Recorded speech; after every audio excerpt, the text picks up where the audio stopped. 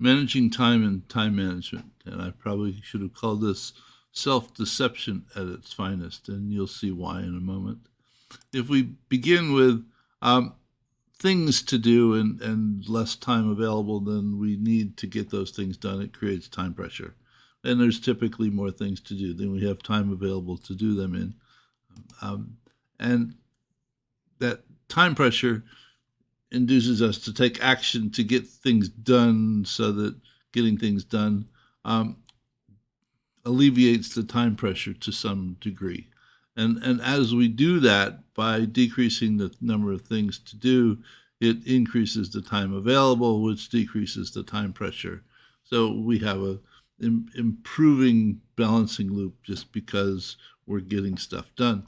Now, while this is happening, if we end up with lots of things to do on an extended period of time and we're under time pressure and our actions aren't enough to relieve it, it tends to lead to stress and burnout, which diminishes our effectiveness.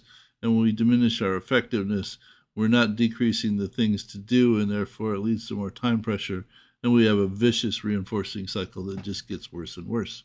And while this is happening, the stress and burnout diminishes our effectiveness, so that the things we have to do doesn't get diminished, which diminishes our personal time, and therefore there's more stress and burnout, so therefore diminishing our effectiveness. And we have another vicious reinforcing cycle moving us in a direction that we absolutely don't want to go.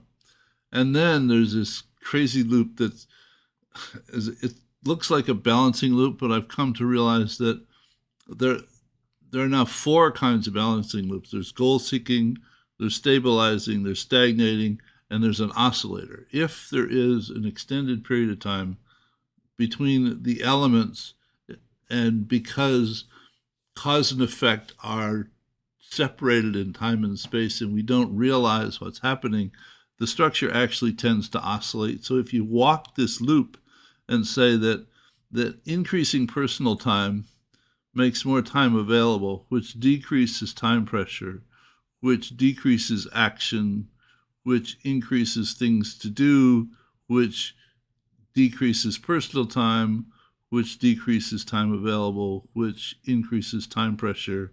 And you see where this is going. It oscillates back and forth simply because all these pieces are separated in time and space. And yes, it makes my head hurt too.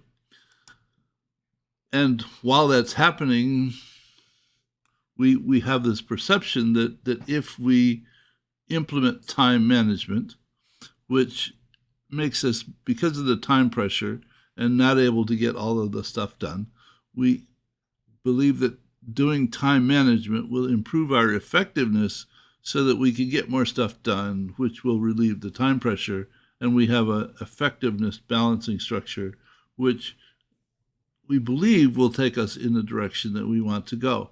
Though the difficulty actually lies right here.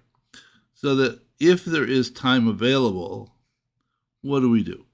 We invent more things to do, which decreases the time available. So we have a self-defeating balancing structure. And the best way to have time available is to just take stuff off your list. Figure out how to not do stuff. And I know it's almost heretical, right? Though the opposite of being busy is leisure. And do we actually know what to do with idleness? Most of us not. So just a set of thoughts around managing time and time management, and just take stuff off your list. It's the easiest way to get out of the bind. See you in another video soon. Bye.